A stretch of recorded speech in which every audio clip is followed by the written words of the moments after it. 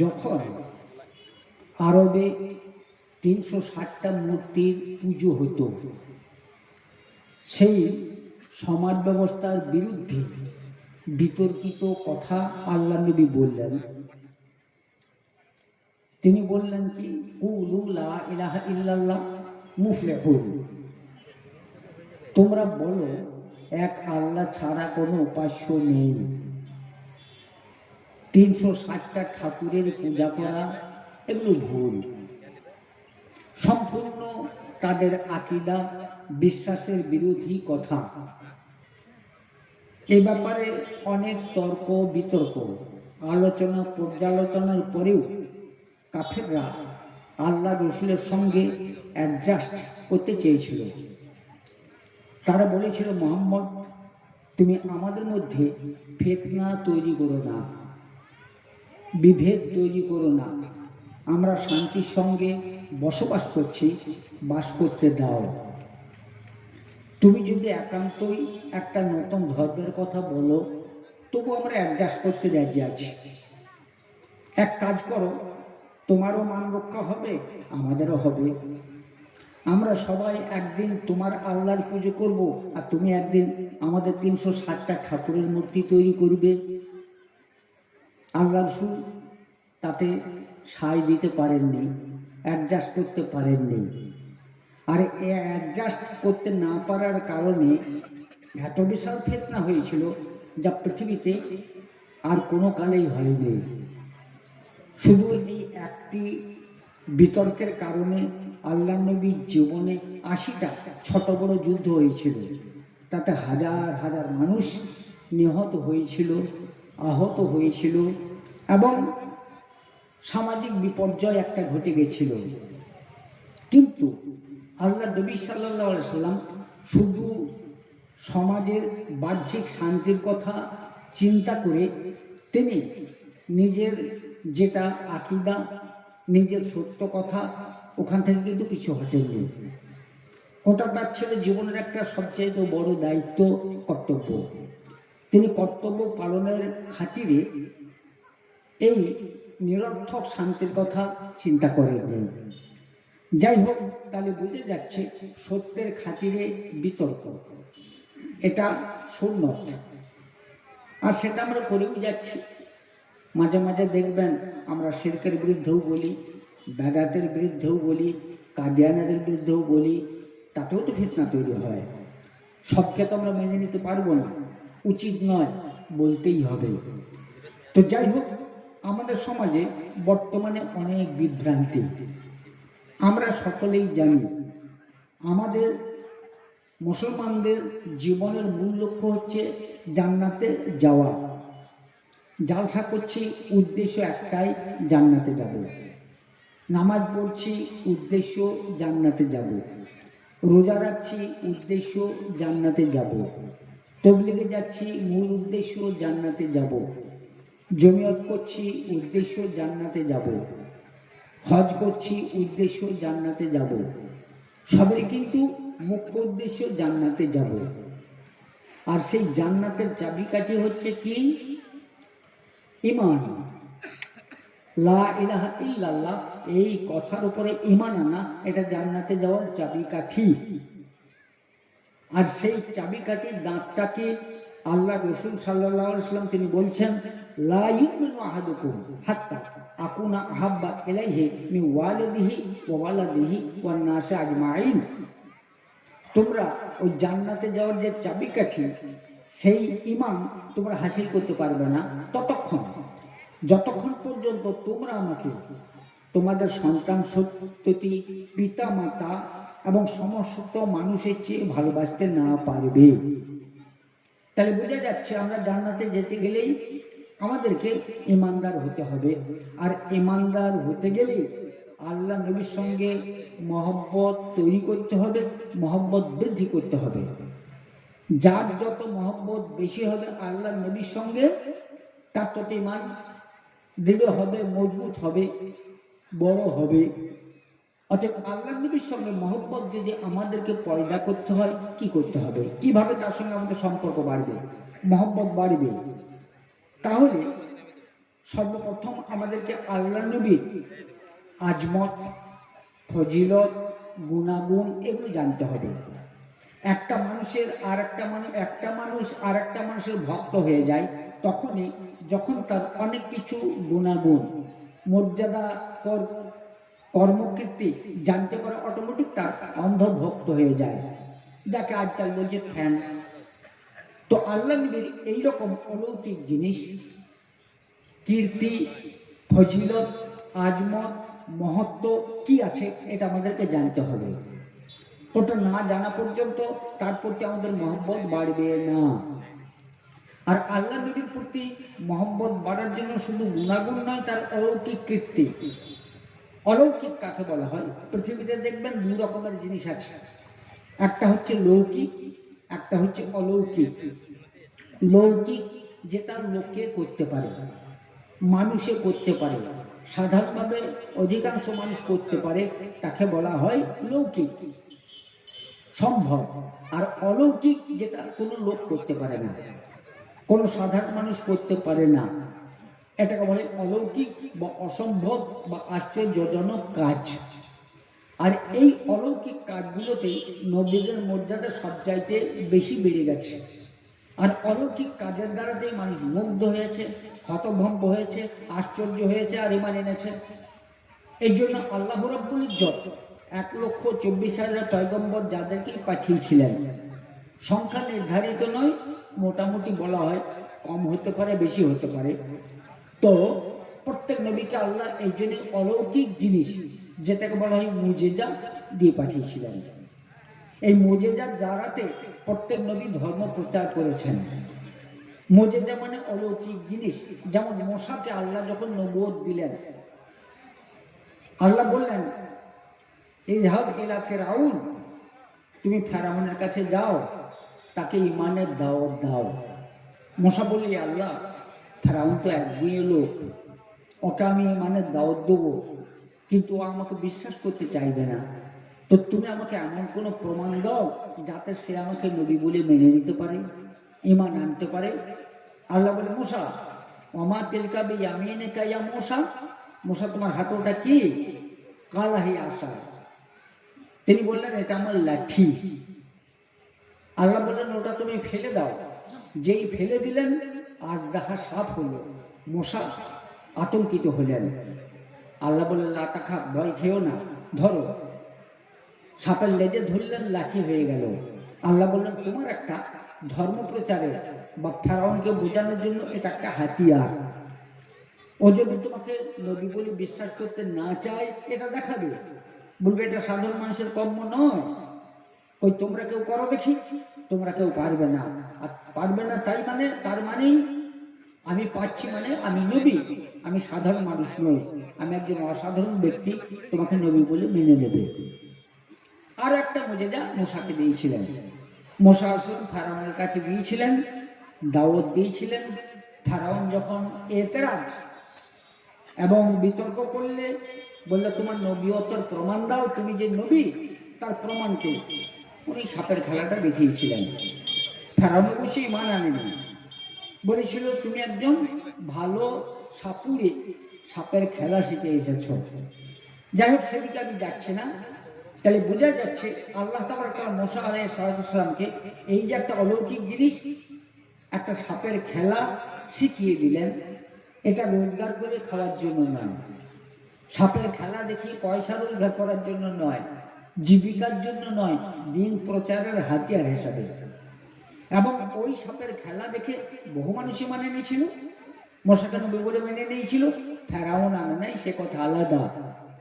তো এইভাবে প্রত্যেক নবীরই মুজেজা কিছু কিছু ছিল। মুজেজা মানে অলৌকিক জিনিস। শেষ নবীর মুজেজা ছিল অসংখ্য।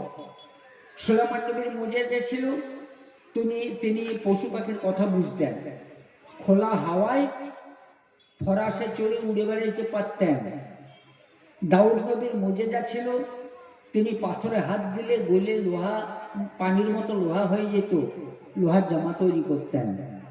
ঈসা নবীর মুজেজা ছিল অনেক, মৃতকে জীবিত করতে পারতেন, মাটির পাখি তৈরি করে ফোঁ দিলে উড়ে যেত, কুষ্ঠব্যাধির শরীরে হাত দিলে ভালো হয়ে যেত, অন্ধের চোখে হাত বুলিয়ে দিলে ভালো হয়ে যেত। যখনই অবিশ্বাসীরা তাদেরকে বলেছে তুমি যে নবী, তার প্রমাণ কি? বলে কি চাও? বলে অন্ধটাকে ভালো করে দাও দেখি। হাত দিয়েছেন, ভালো হয়ে গেছে। যারা ঈমান আনা ভাগ্যে ছিল তারা বলে হ্যাঁ তুমি নবী, নবী ছাড়া এটা কেউ করতে পারে না, ঈমান এনেছে। যাদের দিলে আল্লাহ মোহর মেরেছেন তারা আনেনি। আর শেষ নবীকেও আল্লাহর জন্য অসংখ্য মুজিজা দিয়েছিলেন, অসংখ্য মুজিজা। সেই মুজিজা তিনি দেখিয়েছেন এবং মুশরিকরা সেগুলো দেখে বহু মানুষ ঈমান এনেছে। আবু জেহেল আনেনি, জ্ঞান পাপী, বুঝতে পেরেছিল কিন্তু তবু আনেনি। আল্লাহ নবীর এরকম অসংখ্য মুজিজা ছিল। আল্লাহ রসুলের নবুয়ত প্রচারের পর যে আবু জেহেল তাকে নবী বলে মেনে নিতে পারেনি, সেই আবু জেহেল আল্লাহ নবীকে শৈশবকালে বাচ্চা অবস্থায় নবী বলে স্বীকার করে নিয়েছিল। বয়স হওয়ার পর কেন মানলে না? প্রেস্টিজের ব্যাপার ছিল। মুহাম্মদ বয়সে ছোট, সম্পর্কে এরকম দূর সম্পর্কে ভাইপো, তার কাছে স্যারেন্ডার হওয়া এতো মানা যায় না, এই জন্য মানে না। কিন্তু সে জানতো যে মোহাম্মদ সত্যি নবী। মুরলি হারানোর ভয়ে নবী বলে মেনে নেয়নি, অথচ বাচ্চা অবস্থায় সে মেনে নিয়েছিল। বলা হচ্ছে একদিন আল্লাহ নবী একটা পাহাড়ের ধারে ঘোরাফেরা করছেন, মক্কার আশেপাশে পাহাড়, সেই পাহাড়ের ধারে ঘোরাফেরা করছেন। আবু জেহেল কোথাও থেকে চলে আসছে, দেখতে পেলে ভাই বোন মোহাম্মদ উঠ থেকে নামলো, নেমে বলে মোহাম্মদ এখানে কি করছো? এই পাহাড়ের ধারে এখানে হিংস্র জন্তু আছে, খেয়ে ফেলবে, চলো আমার সঙ্গে বাড়ি চলো। এই বলে আবু জেহেল, আল্লাহ নবী তখন বাচ্চা শিশু, তাকে উটের পিঠে বসিয়ে নিলেন।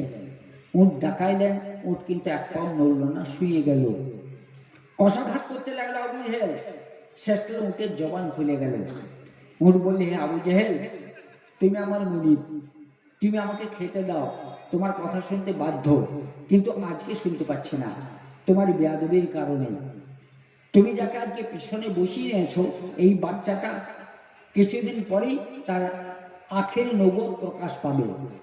তিনি নবী এখন প্রকাশ পায়নি, তার নবুয়ত প্রকাশ পাবে পেছন কিছুদিন পরেই, আর তাকে তুমি বেয়াদবি করে পেছনে বসে আছো আর নিজে লাট সাহেবের মতো আগে বসে আছো, আমি চলতে পারবো না। এই উটের মুখ থেকে এই ভাষা শুনে স্তম্ভিত হয়ে গেল আবু জেহেল।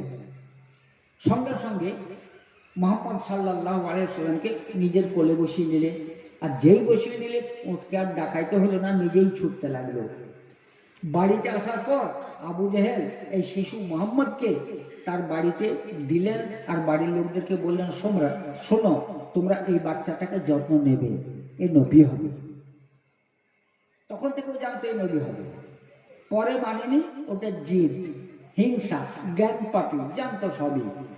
তো সেই আল্লাহ রসুল সাল্লাল্লাহু আলাইহি ওয়াসাল্লামকে আল্লাহ এরকম বহু মুজিজা দিয়েছেন, অবিশ্বাসীদের যত সন্দেহ সব ঘুচিয়ে দিয়েছেন। রসুল করিম সাল্লাল্লাহু আলাইহি ওয়াসাল্লামকে একদিন আবু জাহেল এসে বলে, মোহাম্মদ তুমি যে বলছো নবী, তার একটা প্রমাণ দাও। বলে কি প্রমাণ? বলে আমার হাতে কি আছে বলে, আমার মুঠির ভেতরে কি আছে বলো, যদি বলতে পারো তোমাকে নবী বলে বিশ্বাস করবো। আল্লাহ নবী বললেন, আবু জেহেল তোমার হাত মুঠির ভেতরে আছে কাঁকর। সত্যিই কাঁকর ছিল। তারপর তিনি বললেন, শুধু তাই নয়, তুমি কানে হাতটা লাগাও, কাঁকরেই কলমা পড়বে। সঙ্গে সঙ্গে কানে যে হাত লাগালে কাঁকর কলমা পড়ছে, সবাই শুনতে পাচ্ছে, আশহাদু আল্লা ইলাহা ইল্লাল্লাহ ওয়া আশহাদু আন্না মুহাম্মাদান আবদুহু ওয়া রাসূলুহু। আল্লাহ নবী বললেন, আবু জেহেল এবার বিশ্বাস হলো আমি নবী, আমি তো না দেখে বলে দিলাম। তারপর কাঁকর একটা জড়পদার্থ, সে আমার হয়ে সাক্ষী দিচ্ছে, তাহলে এবার নবী বলে আমাকে মেনে দাও। মোহাম্মদ তখন আবু জেহেল কাঁকরগুলো ছুঁড়ে ফেলে দিলে আর বলে, মোহাম্মদ তুমি কাঁকরের জাদু করে ফেলেছ। নবী বলে মানে না, জাদুকর বলেছে। এদের জন্য আল্লাহ বলেছেন, খাতামাল্লাহু আলা কুলুবিহিম ওয়া আলা সামিহিম ওয়া আলা আবসারিহিম গিশাওয়া ওয়া লাহুম আযাবুন আযীম। আমি যার অন্তরে মোহর মেরে দিয়েছি তাকে হেদায়েত দেওয়ার কেউ নেই। ও জ্ঞান পাবে, সবই জানতো, বুঝতো, মানেনি, মানলেই মরিলে হারিয়ে যাবে। তারপর কিছুদিন পর আবু জেহেল আবার কিছু লোকজন নিয়ে এলো। সেদিনটা ছিল অষ্টমীর রাত, চাঁদের অষ্টমীর রাত। চাঁদটা তখন আকাশে সবে মাত্র উঠেছে, ঠিক মধ্য গগনে আছে। আবু জেহেল এসে বললে, মোহাম্মদ শোনো, তুমি বলছো নবী, আমরা বলছি তুমি নবী নও। প্রমাণ তুমি কিছু কিছু দেখিয়েছো, কিন্তু আমার তো মনে হচ্ছে ওগুলো তুমি জাদু করে দেখাচ্ছ, ওগুলো জাদু তোমার। তো আজকে তোমাকে লাস্ট একটা আমি পরীক্ষা করতে চাই। মুরব্বীদের মুখে শুনেছি জাদু কিন্তু আসমানে চলে না, দুনিয়াতেই চলে। অতএব তুমি এতদিন যা দেখেছো সব দুনিয়াতে, তো তুমি আসমানে একটা জাদু যদি চালাইতে পারো বুঝবো তুমি সত্যি নবী। বলে কি দেখতে চাও? আবু জাহেল বললে এই যে চাঁদটা, এটা দুখণ্ড করো তো। সঙ্গে সঙ্গে আল্লাহ নবী শাহাদাত আঙ্গুলের ইশারা করলেন, চাঁদটা দুখণ্ড হলো। একটা পূর্বাচলে একটা অস্তাচলে চলে গেল। যারা ছিল সবাই হতভম্ব, সত্যি চাঁদ দ্বিখণ্ডিত। কিছুক্ষণ পর আবার জোড়া লেগে গেল। আল্লাহ নবী বলেন, আবু জাহেল দেখলে তো, তুমি তো বললে আসমানে জাদু চলে না, তাহলে ওটা আমি তো দেখিয়ে দিলাম, তাহলে নবী ছাড়া অন্য কারো পক্ষে সম্ভব নয়, এটা আমার মুজিজা, ঈমান আনো। আবু জাহেল বললে, মুহাম্মদ, হ্যাঁ আসমানে জাদু চলে চলে না ঠিক কথা, কিন্তু এমনও তো হতে পারে তুমি আমাদের চোখে জাদু করেছো। চাঁদ নিজের জায়গাতে আছে, আমরা ভুল দেখছি, চোখে তুমি চাতক লাগিয়ে দিয়েছো, এটা তো হতে পারে। অতএব আমরা খবর নেবো আশেপাশের লোকরা এটা দেখেছে কিনা। মজলিসে যারা আছে তারা ছাড়া আরো আশেপাশে মক্কায় যে সমস্ত লোকরা ঘরে আছে তাদের কাছে খবর নেব। তারাও যদি বলে হ্যাঁ ঘটনা সত্য, তাহলে বলবো তোমার কথা সত্য। আশেপাশে বাড়িতে খবর নিয়ে দেখলে সবাই বললে হ্যাঁ আমরা দেখলাম চাঁদ দুভাগ হয়ে গেল। আল্লাহ বললেন, বলো এবার, আমি ওদের চোখে তো জাদু করিনি, চাতক লাগাইনি, ওরা তো দেখেছে, এবারে মানানো। বলে, মোহাম্মদ তোমার জাদুর খুব জোর, মনে হয় গোটা শহরটাই জাদু করে দিয়েছ, গোটা শহরটাই জাদু করে দিয়েছ। অতএব মক্কা শহরের বাইরে যদি কেউ এটা বলে দেখেছি, তাহলে আমাদের বিশ্বাস হবে, তাহলে ঈমান আনবো। বললেন ঠিক আছে।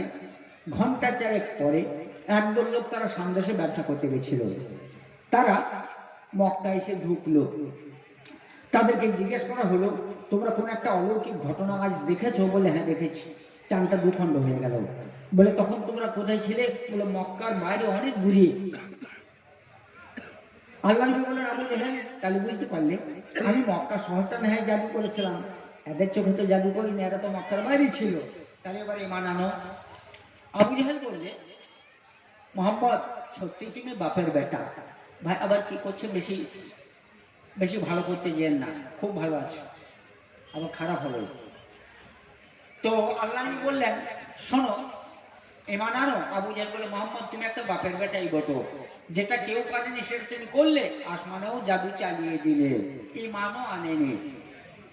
যাই হোক, অনেক মুজেজা আছে।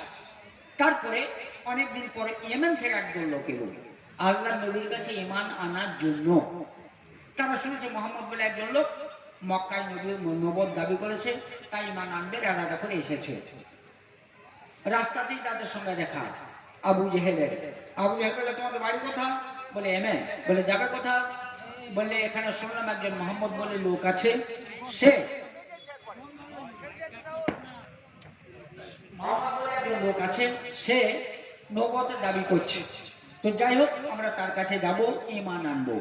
আবু জেহেল বলে, বারে আমরা গায়ের মানুষ, ঘরের মানুষ, এখনো ঈমান আনি নাই, আর তোমরা বার থেকে গুজবে কান দিয়ে চলে এলে ঈমান আনার জন্য ছুটে। ছি ছি ছি, এ কি, তোমরা ফিরে যাও। এমএনএ লোকরা বলে, ফিরে আমরা যাব না, আমরা যখন এসেছি দেখেই যাব। বলে ঠিক আছে, তোমরা যদি একান্ত যেতে চাও, এমনি মানে না, তাকে একটু পরীক্ষা করো। বলে তা তো পরীক্ষা করবোই। বলে শোনো, পরীক্ষা কিভাবে করবে? একজন বড় জাদু করো, অনেক রকমের খেলা দেখাইতে পারে, অসম্ভব জিনিস করে দিতে পারে, মরাকে বাঁচিয়ে দিতে পারে, আরো না চাঁদকে দুখণ্ড করতে পারে, পশুকে কথা বলাইতে পারে, অনেক কিছু করতে পারে। তো তোমরা যদি একান্তই দেখতে চাও, একটা জিনিস দেখতে চাইবে, সেটা হচ্ছে এই যে মোহাম্মদের কাছে তোমরা দাবি রাখবে যে মোহাম্মদ তুমি একটা মরা বাঁচাও। কারণ জাদু মাটির তলায় চলে না, আসমানেও চালিয়ে আছে, কিন্তু আশা করি মাটির তলায় পারবে না। তোমরা দাবি করবে মাটির তলায় একটা কোনো জাদু দেখি, কোনো মরাকে বাঁচাও, যদি বাঁচাইতে পারে তোমরা ঈমান আনবে। শুধু তোমরা কেন, আমি ঈমান আনবো। আবু জেহেল গেল সঙ্গে, এমএনও লোকরা গেল। আল্লাহ নবী তখন সাহাবাদের দ্বারা পরিবেশিত হয়ে বসেছিলেন। তিনি সাধারণভাবে থাকতেন, সাধারণ মানুষ হয়েই থাকতেন। বাইরের লোকরা চিনতে পারতো না এদের মধ্যে সর্দারকে, লিডারকে। তাই তারা ঢুকে জিজ্ঞেস করলো, মান ফিকুম মুহাম্মদ, তোমাদের মধ্যে মোহাম্মদ কে? সাহাবারা বললেন, ইনি আমাদের মোহাম্মদ। এমএনের লোকেরা বললে, হে মোহাম্মদ, আমরা সুদূর ইয়েমেন থেকে এসেছি তোমার কথা শুনে। তুমি নাকি দাবি করেছো তুমি নবী, তাই আমরা ঈমান আনতে এসেছি। তবে ঈমান আনার আগে একটু পরীক্ষা করব, তুমি মিথ্যাবাদী না সত্যবাদী। তোমাকে কিছু দেখাইতে হবে। আল্লাহ নবী বলেন, কি দেখবে? বলে, তুমি মরা বাঁচাও। আল্লাহ নবী বললেন, ঠিক আছে, তাই দেখে নিচ্ছি। আল্লাহ নবী সাল্লাল্লাহু আলাইহি ওয়াসাল্লাম একটা মরাকে কবর থেকে বাঁচিয়ে দিলেন। যেই বাঁচিয়ে দিলেন, সঙ্গে সঙ্গে ইয়েমেনের লোকগুলা মুসলমান হয়ে গেল। কিন্তু আবু জাহেল তবু ঈমান আনলে না। ও পিছু হটে গিয়ে বললে, মোহাম্মদ আচ্ছা বাপের বেটা, মাটির তলাতেও জাদু চালাইবে। যাই হোক, এই মুজিজার কথা বলতে গেলে ও 7 দিনেও শেষ হবে না। আল্লাহ নবীর জন্ম থেকে একদম পরলোকে যাওয়ার সময় পর্যন্ত মুজিজা। তার জীবনে এমন একটা কোনো কাজ ছিল না যেটার মধ্যে অলৌকিকত্ব ছিল না। তো আল্লাহ নবীর মুজিজার মধ্যে একটা বৃহত্তম মুজিজা হচ্ছে মেরাজ, যেটা 27 রজবের রাত্রিতে ঘটেছিল। আল্লাহ নবী ঘুমিয়ে আছেন, জিবরাইল আর মিকাইল এলো।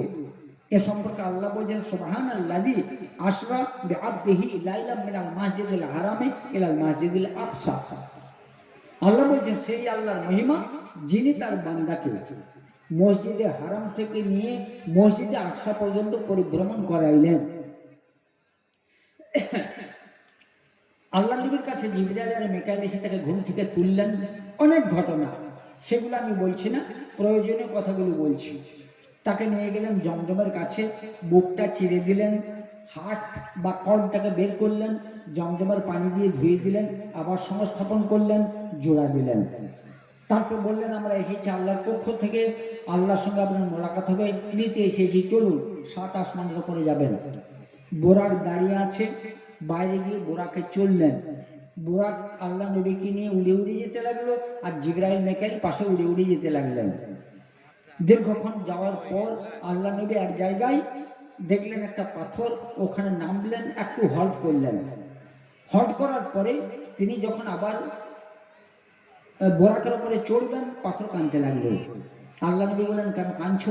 পাথর বললে, ইয়া রাসূলুল্লাহ, আমি আদি যুগ থেকে এখানে পড়ে আছি। এদিকে কোনো গ্রাম নেই, কোনো পথ নেই, কোনো মানুষ এদিকে আসা যাওয়া করে না। এই জন্য আজ পর্যন্ত আমার বুকে কোনো মানুষের পদচিহ্ন পড়েনি। সর্বপ্রথম পদচিহ্ন পড়ল আপনার। এবার আমি চিন্তা করছি, পরে এগুলো হয়তো জনবসতি হবে, রাস্তা হবে, লোক যাওয়া আসা করবে, তখন আমার পিঠে অন্য কোনো মানুষের, সাধারণ মানুষের পা পড়বে। তাতে আমি মনে করছি আপনার সঙ্গে তার বিয়াদুলি হবে। এই জন্যই কাঁদছি যে আপনার পায়ের উপরে কার জন্য পা না পড়ে। আপনি আল্লাহর কাছে একটা দরখাস্ত করুন। আল্লাহ নবী দরখাস্ত করলেন, পাথরটা সঙ্গে সঙ্গে উপরে উঠে গেল, হাওয়াতে ভেসে গেল। আল্লাহ নবী বললেন, যাও, আল্লাহ তোমার মনস্কামনা পূর্ণ করেছেন, তুমি উপরেই ভেসে থাকবে, কেউ আর তোমার বুকে পা দিতে পারবে না। সেই পাথর এখনো পর্যন্ত ভেসে আছে। এগুলোর মধ্যে বিজ্ঞানের অনেক চির আছে, সে ব্যাখ্যা আমি অনেক সময় করেছি, আজ করছি না। এই যে আকাশ আজকে ভেসে রয়েছে, স্যাটেলাইট 12 বা মহাকাশে স্টেশন, এগুলো ওইখান থেকেই থিওরি পেয়েছে। তো যাক, আল্লাহ নবী সাল্লাল্লাহু আলাইহি ওয়াসাল্লাম তারপর বাইতুল মুকাদ্দাস মসজিদে গেলেন। সেখানে যেই গেলেন, দেখলেন সমস্ত পয়গম্বর, 1,24,000 পয়গম্বর দাঁড়িয়ে আছেন তাকে অভ্যর্থনার জন্য। আর আদি পিতা হযরত আদম আলাইহিস সালাম তিনি সামনে আছেন। আল্লাহ নবীকে দেখেই তিনি বললেন, সালাম দিলেন এবং অভ্যর্থনা জানিয়ে বললেন, হে আমার বংশের গৌরব, হে আমার বংশের সর্বশ্রেষ্ঠ সন্তান, আমরা তোমার জন্য অপেক্ষা করে আছি। আজ তোমার আল্লাহর সঙ্গে মোলাকাতের দিন। আমরা খবর পেয়েছি বাইতুল মুকাদ্দাসে তুমি আজকে আসবে, তাই আমাদের আকাঙ্ক্ষা আজ তুমি ইমামতি করো। আজ তোমার পেছনে আমরা সবাই 2 রাকাত নামাজ পড়তে চাই। আল্লাহ রাসূল ইমামতি করলেন, আর তামাম আম্বিয়া, আগে যারা এসেছিলেন লক্ষ লক্ষ আম্বিয়া, সকলে তার পেছনে মুক্তাদি হলেন এবং ফেরেশতারা মুক্তাদি হলেন, তিনি নামাজ পড়াইলেন। এই জন্য আল্লাহ নবী তিনি ছিলেন আজীবন ইমাম, তিনি কারো পেছনে কখনো নামাজ পড়েননি। এই জন্য আল্লাহ রসুল যখন ইন্তেকাল করবেন তাকে জিজ্ঞেস করা হয়েছিল, ইয়া রাসূলুল্লাহ, আপনি মারা গেলে আপনার জানাজা কে পড়বে? আল্লাহ রসুল বলেছিলেন, আমার জানাজা তোমাদের মতো হবে না, তোমাদের একজন ইমাম হয়, বাকি মুক্তাদি। আমার জানাজায় কিন্তু কেউ ইমাম হবে না, কারণ আমি মরে গেলেও আমি জীবিত, আমার সামনে ইমামতি করবে এইরকম মরদার কেউ নেই। অতএব আমার জানাজা হবে দলে দলে, কেউ ইমাম হবে না, কেউ মুক্তাদি হবে না। তোমরা পরপর ঢুকবে, দলে দলে ঢুকবে, আর জানাজা পড়ে জানাজার দোয়াগুলো পড়ে বেরিয়ে যাবে। কারণ আমি চিরকালের ইমাম, ফেরেশতাদের ইমাম, আম্বিয়া কেরামের ইমাম, সকলের ইমাম। আমার সামনে ইমামতি করার যোগ্যতা কারো নেই, এই জন্য কেউ ইমাম হবে না। বলে ইয়া রাসূলুল্লাহ, তাই যদি হয় তো আমরা যে দলে দলে ঢুকবো, প্রথম জানাজা আপনারা কে পড়বে? আল্লাহ বলে, আমার প্রথম জানাজা পড়বেন আমার রব, আমার মওলা, তারপর আমার বন্ধু জিবরাইল, তারপর অন্যান্য ফেরেশতারা, তারপর আমার আহলে বায়াত, তারপর সাহাবায়ে কেরাম, তারপর অন্যান্য লোকরা, তারপর মহিলারা, সবাই আমার জানাজা পড়বে। এইভাবে জানাজা হয়েছিল। তাই বলছিলাম আল্লাহ নবী সবারই ইমাম। তিনি বাইতুল মুকাদ্দাসে নবীদেরকে পিছনে নিয়ে ইমামতি করে নামাজ পড়লেন, তারপর ঊর্ধ্বগগনে গেলেন। সে অনেক কথা, জান্নাত দেখলেন, জাহান্নাম দেখলেন, আল্লাহর সঙ্গে কথাবার্তা হলো, 5 ওয়াক্ত নামাজ ফরজ হলো, এই ইতিহাস আমরা জানি। সেই 5 ওয়াক্ত নামাজ নিয়ে ফিরে এলেন তিনি পৃথিবীতে। কিন্তু যখন ফিরে এলেন, রাত 1টা সেকেন্ডও আগিয়ে যায় না, যেখানে তারা ছিল মাত্র পরে সেখানেই আছে। আল্লাহ নবী